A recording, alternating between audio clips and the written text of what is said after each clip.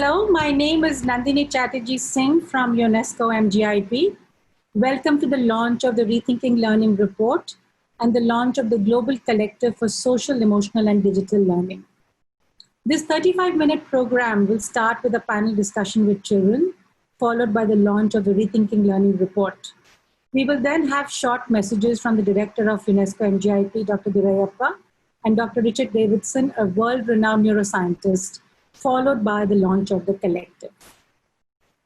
While teachers, educators, parents, and policymakers worldwide grapple and discuss the best ways to teach online, MGIP decided to chat with students across different countries on how they feel about online learning and schooling, and what we can do to make it effective.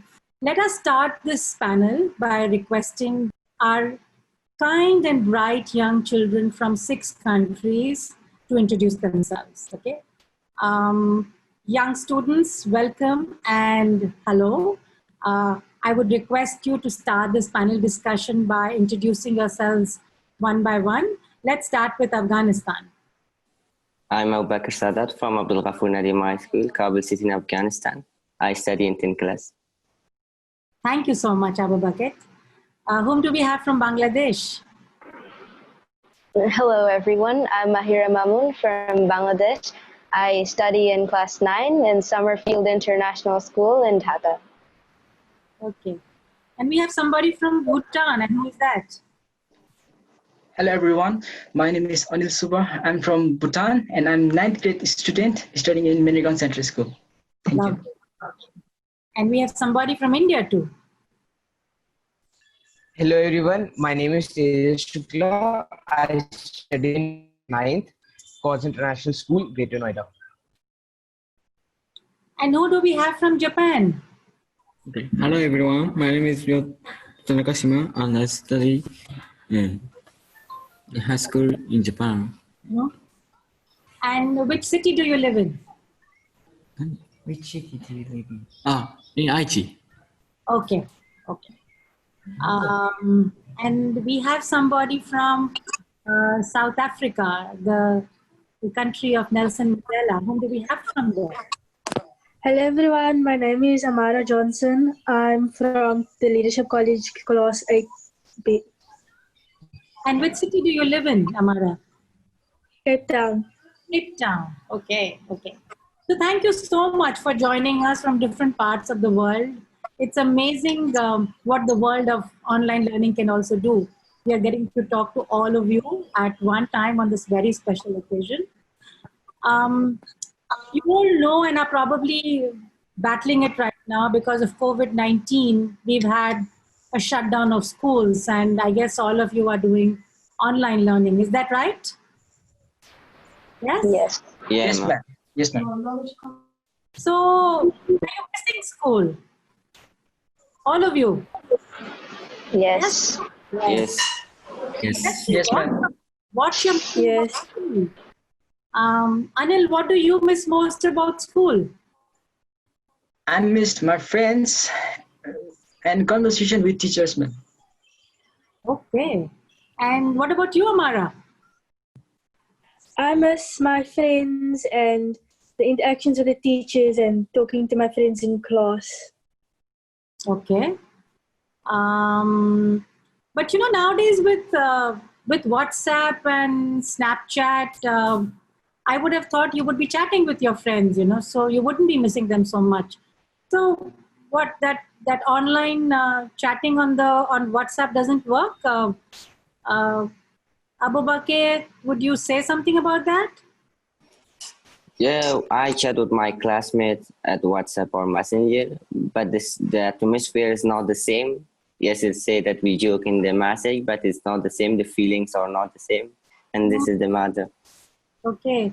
What about you, Tejas?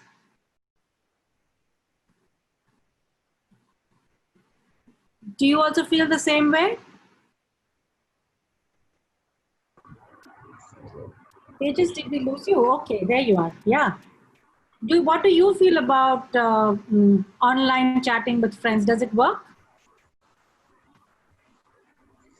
No, actually it doesn't work because they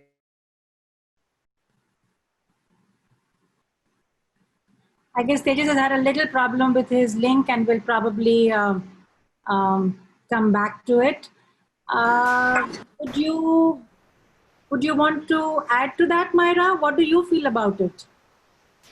Well, I do text and chat with my friends in WhatsApp sometimes, but I feel like we cannot really share everything and be friendly, and the real things cannot really happen in texting. Oh, Tejas, I'm glad we've gotten you back. So what were you saying about missing out in terms of chatting with friends? What were your thoughts? Like, it doesn't really work because at home we cannot like talk for like a big span of time with our friends, and at home we have our family, so we cannot talk in an friendly way with our friends like we talk face to face, because in somewhat way we don't have that much privacy. And if we talk to our parents instead of our friends, like it's a good way, but sometimes like our parents are older than us, there's a generation gap, and sometimes the parents don't understand the children because of this. But even if they understand this, they have their own jobs, their own like course to do, so sometimes like they're just busy and they cannot give us time, so not really, we cannot talk to our friends in that way. Okay, point taken. And you? Do you miss your friends in the classroom? Yota, can you hear me? How is online learning working for you?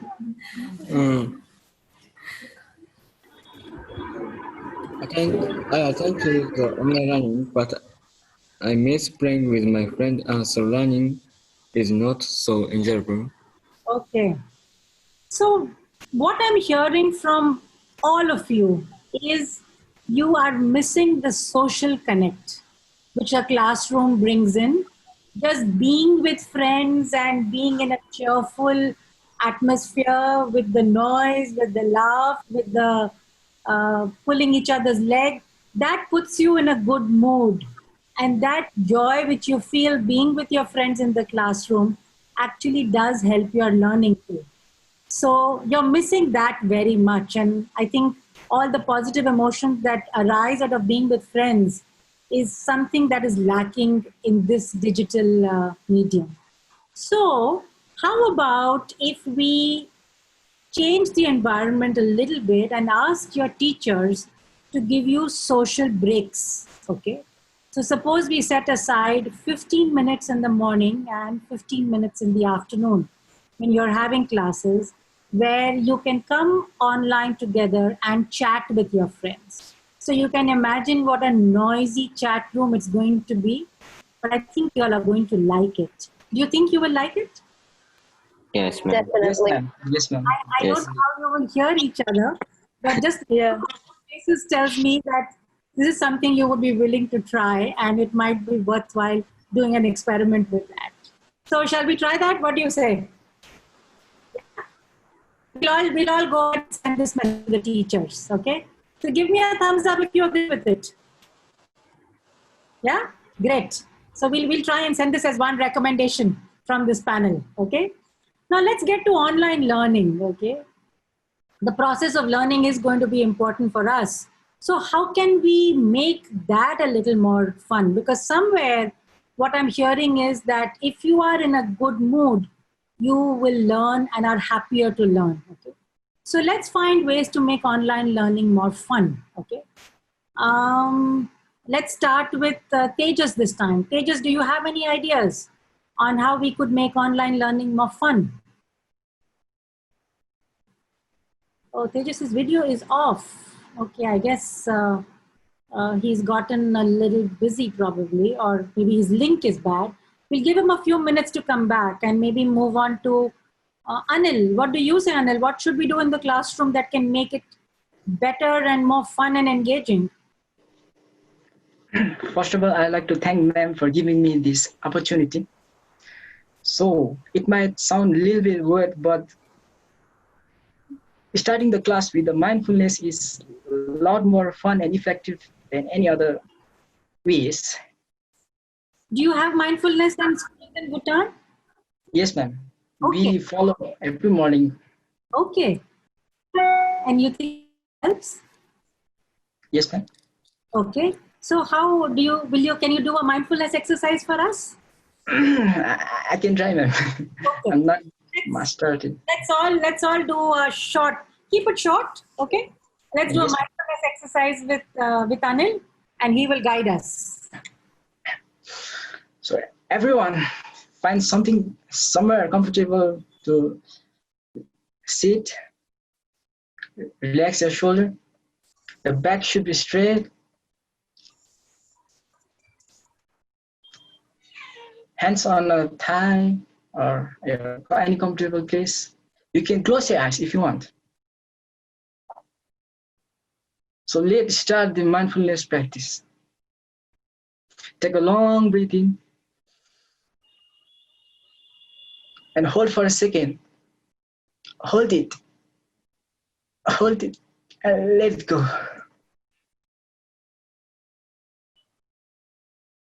And take a long breath again in and hold it. And let it go. Let us try it again. Take a long breath in. So as you release your breath, try to make a sound like So let's do it. Take a long breath in again and let it go with a sound.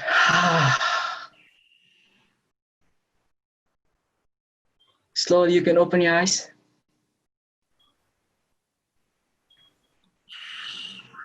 So hope you enjoy it. Thank you. Thank you very much.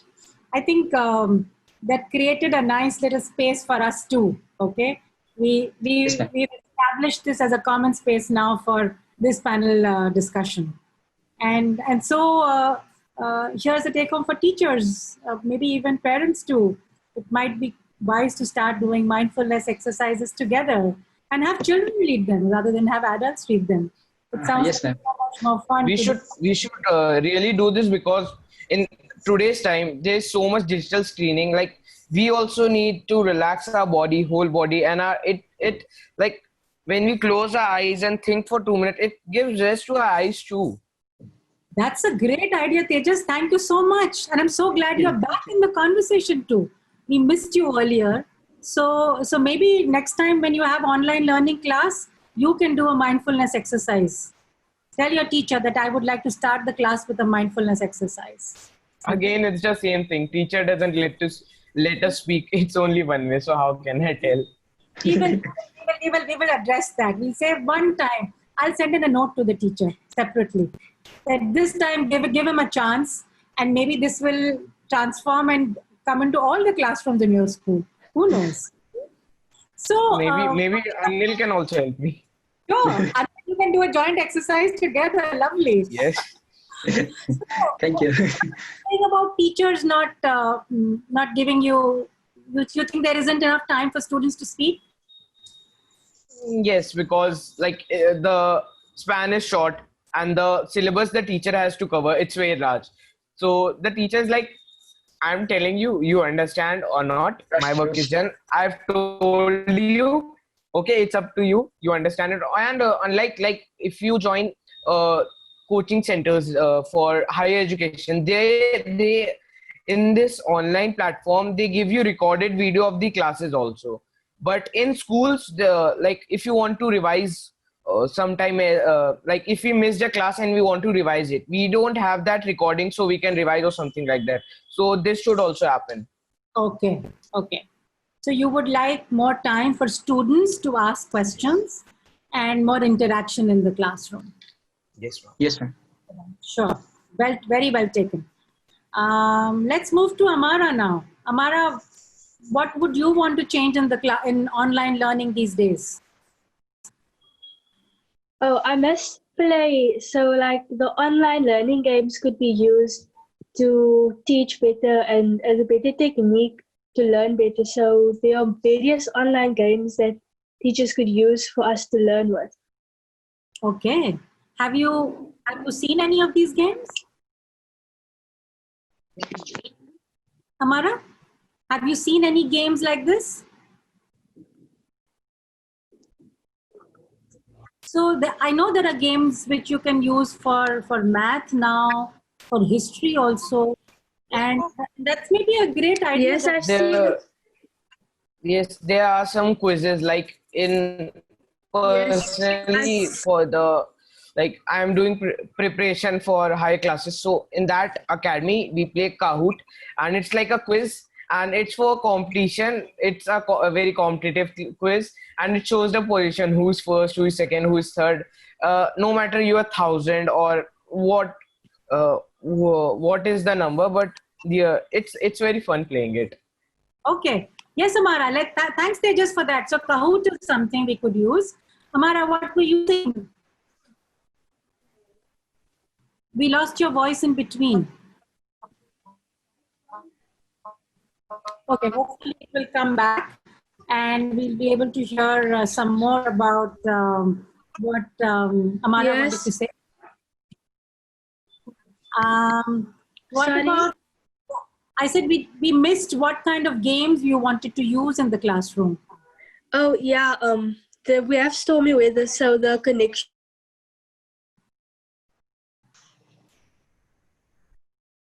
Oops. I guess we are having some internet issues, so we'll come back. Myra, what about you? What's your stand on this? Well, I feel like in online classes, like just like Tisha said, we don't really get to participate enough. So I feel like if the teachers let only the students kind of discuss, and we could all include and contribute our own perspectives into about what we think. So I think that would be more effective if the students got to speak up and discuss and educate ourselves as well.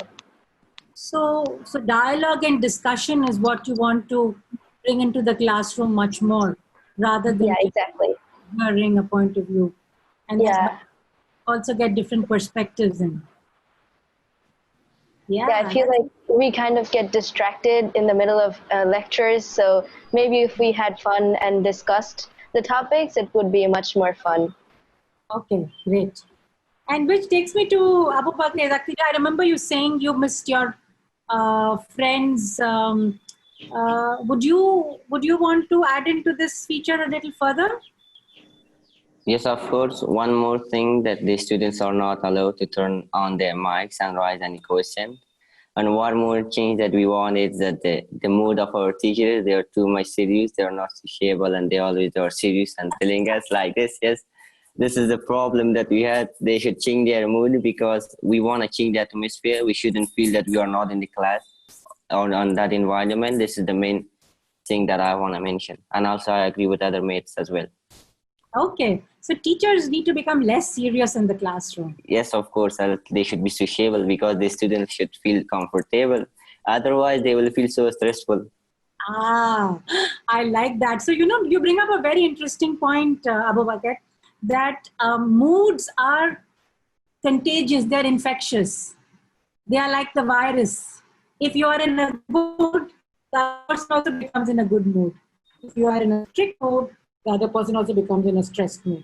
So if teachers come in with good moods, I think the mood of the classroom will also change a lot. Okay. Yes. Social, like you said, and bringing in positive emotions will help the classroom. Okay. So we talked a lot about academic skills, or learning skills. Okay. But one of the things which as an adult, I think of a lot are life skills, which in my time at least were never taught in the classroom. And I've often been thinking whether we could use this time when we are spending so much time at home to teach life skills. And I wanted to discuss that a little bit with you. So, Ryota, I wanted to ask you, did you pick up any life skills during this time? And is there something you would like to share with us? I help at home. I cooked and I often make dinner at home for my parents. Wow, what do you cook, Priyota?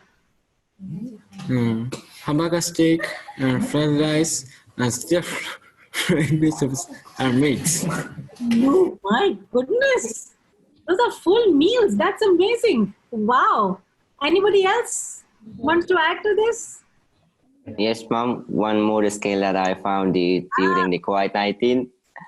I made the breakfast before COVID-19, but till now I'm doing it. Lovely. And one more thing that I found a new skill, washing the clothes as well. Yes. One more thing that it became my duty, and my mom taught me. Now I do it every week, and I'm so happy that I do something for my family members. Yes. Yes. So I like that last statement very much, that it feels very good to be doing something for your family, right? Again, we are trying to find ways to generate positive emotions. Anybody else? So cooking seems to be a hot favorite. Yes, ma'am. I got time to like I got time to give time to my parents to relax. Like they are so stressed and so because they are also working. So I got time to like massage them or like give them a massage or something like that, because I also can understand that, because I am also studying and I also get tensed, and so the same must be happening with him also, and he's older than me also, so he's getting older and older, so I have to take care of him. And one more, I got time to work on my songs and form my own band. Wow. Lovely. Yes, I sleep with my guitar only. Oh, very good. Very good.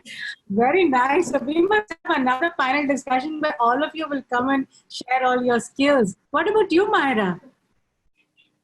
Well, one thing, like before quarantine, I didn't really know much about cooking and everything, but now that I have so much time, I got to learn a few recipes from my mom. And one of them is like the sweet balushai here. Wow. Yeah. Balushai is like famous in India also, because and it's also one of my favorite sweets, and I'm having it. I'm just going to finish it today itself. Lovely. I finished one yesterday. I've never tried it. After you eat one, you think like I should eat another one, and doing this, the whole box is empty. I love it. So I really think that as adults, we need to stop worrying a little bit, you know. I think our kids are learning wonderful things. They are growing as personalities. They are discovering other things which bring them joy. And most importantly, they are acquiring life skills. Okay.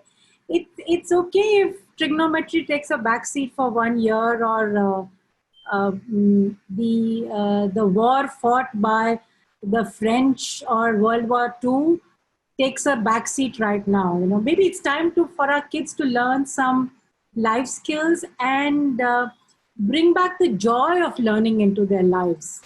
And I think the lessons and the take-home messages which our young friends have shared with us can really go a long way in making online learning a much more fun experience. Okay, I think the most important message which I have gotten from all these beautiful, kind, compassionate young people has been the value of social and emotional learning. Okay?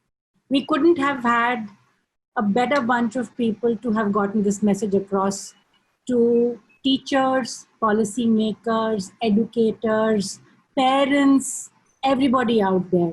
Social and emotional learning needs to come back into our lives because it's important for our mental health. And when we are happy, we learn well.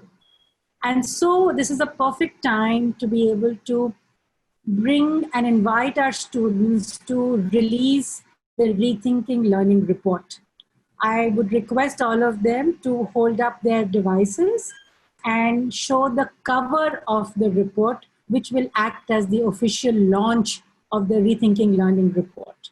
Please hold up your phones. I am delighted to share with you the Rethinking Learning report, which is a review of social and emotional frameworks for education systems. And we hope this can make an entry into policy and classrooms right away. This report contains 8 chapters from experts in the field of social and emotional learning, and even has 1 chapter on gaming, Amara, so you'll be very happy to share that.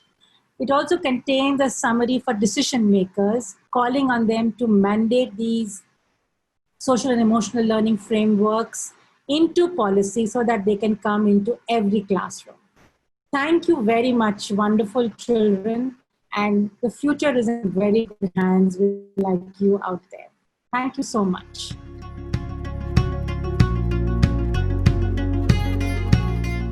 Very lively and useful and engaging discussion with the young children. I'm sure you're all feeling very energized and hopeful for the future.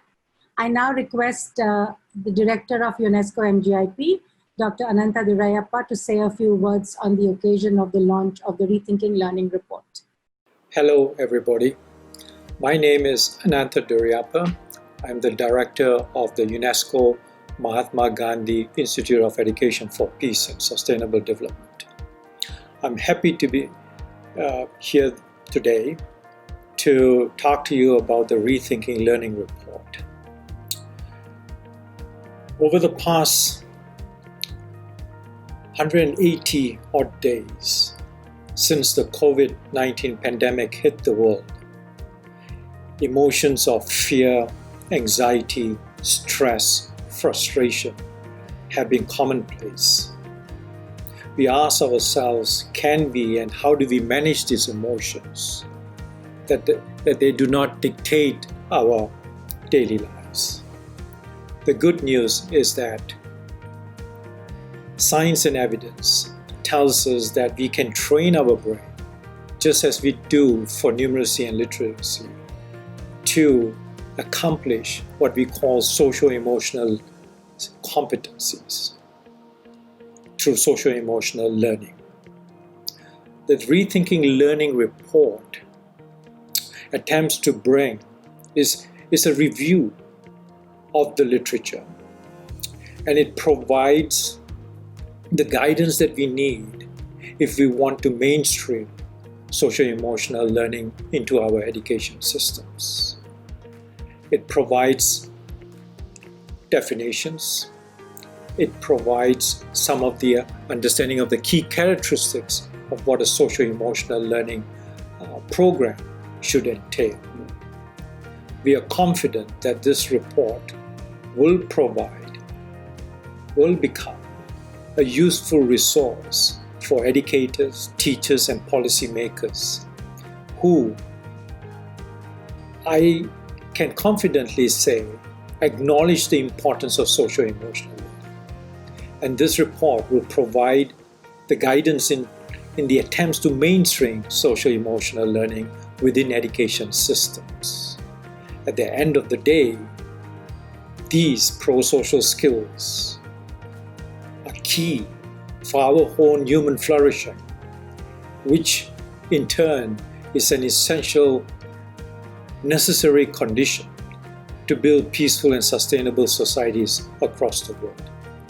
Thank you very much, and I hope you enjoy reading this report, and I hope it provides the kind of guidance that we must make to mainstream social-emotional learning within our education systems. Thank you.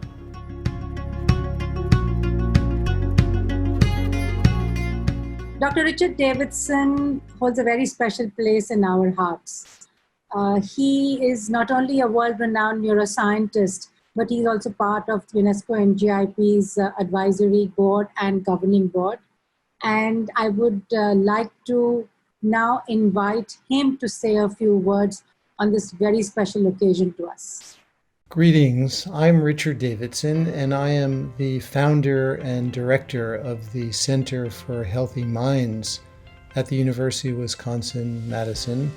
I also serve on the governing board of the Mahatma Gandhi Institute for the Education of Peace and Sustainable Development. And it's my great honor and pleasure to share with you a few words on the occasion of the release of the extraordinary document Rethinking Learning from the MGIEP.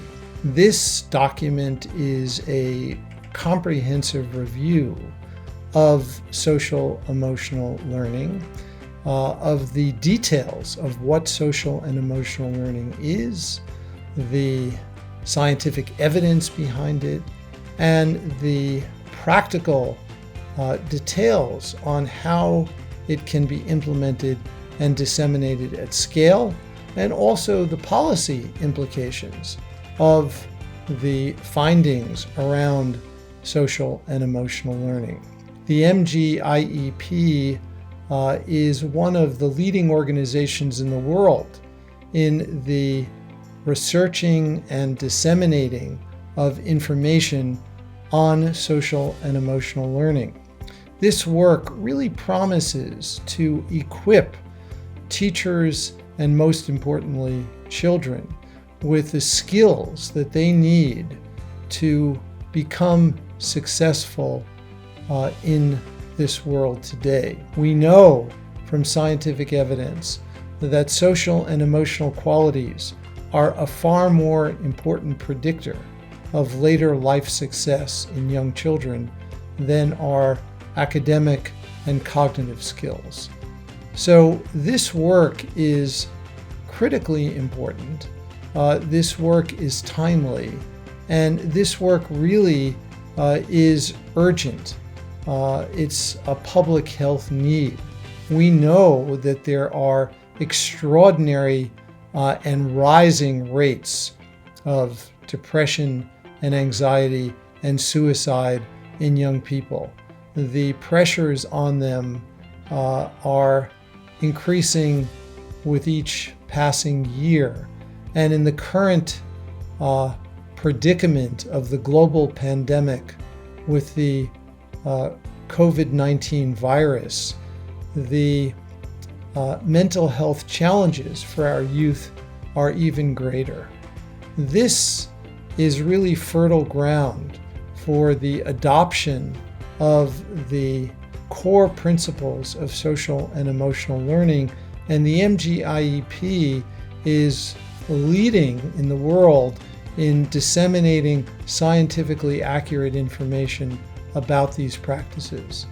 I have the strong aspiration that the volume that is being published now will be disseminated widely, and that it will influence teachers and policymakers to adopt these programs, and ultimately will be extraordinarily beneficial to our youth, who will be the leaders of this next generation. Thank you so much.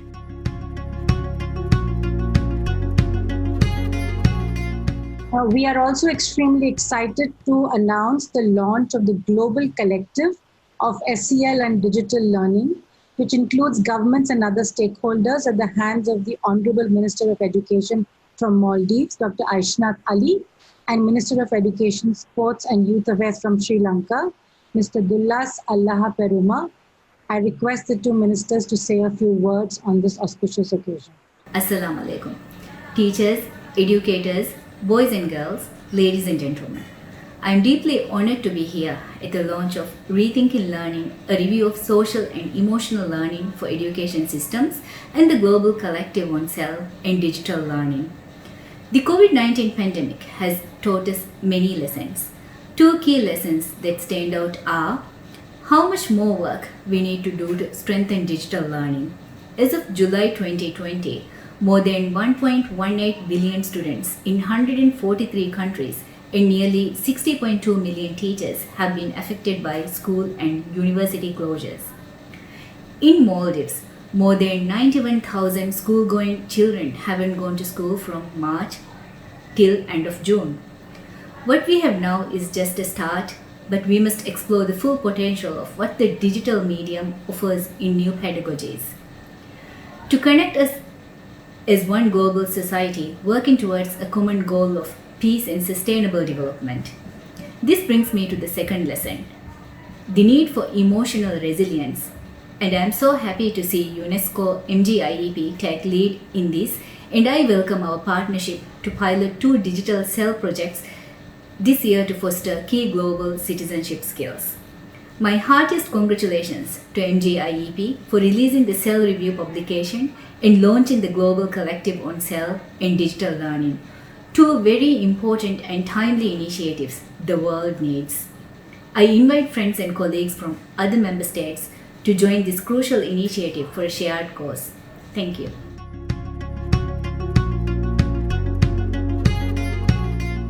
My dear friends, the Rethinking Learning report comes in timely manner as the whole world is crippled by the COVID-19 pandemic, one of the greatest adversaries humanity has ever faced, with over 1.6 billion learners affected because of school closures in over 195 countries as of April 2020. The necessity of a process such as social and emotional learning, or in short SEL, increases immensely in a difficult time such as this pandemic to promote students' positive development and well-being while helping the same students manage anxiety, stress, fear, and depression. Mainstreaming SEL into education will allow all learners to be better prepared for learning and also to help develop empathy, compassion, and a sense of solidarity with humanity, which would inevitably contribute to achieving the Sustainable Development Goal 4. This initiative is also in line with the UNESCO MGIEP project for SEL to foster skills such as empathy, collaboration, intercultural understanding, and dialogue through sense of shared connections, all of which are absolutely necessary for the goodwill of humanity, since we are living in a highly divisive world at present. Since 2018, teachers and students in Sri Lanka have participated in these projects as well as workshops on using digital pedagogies for fostering global citizenship skills, and I was delighted to know that those participants found them very rewarding. Taking the step further, the Sri Lankan National Commission of UNESCO jointly hosted a training program for 35 youth leaders from South Asia on SEL in February this year.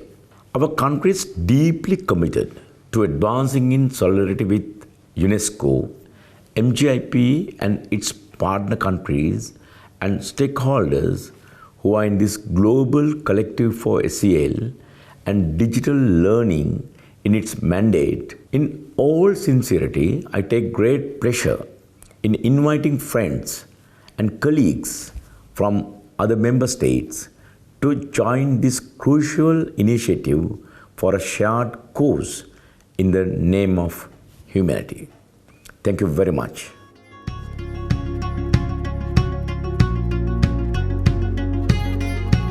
Thank you, people far and near who have joined us for this launch. I would urge you to download a copy of this report so that you can utilize it to its maximum. And hopefully this will be the start of social and emotional learning coming into our lives in every way, into our homes, into our classrooms, into our societies. And this report will have been a success. Thank you.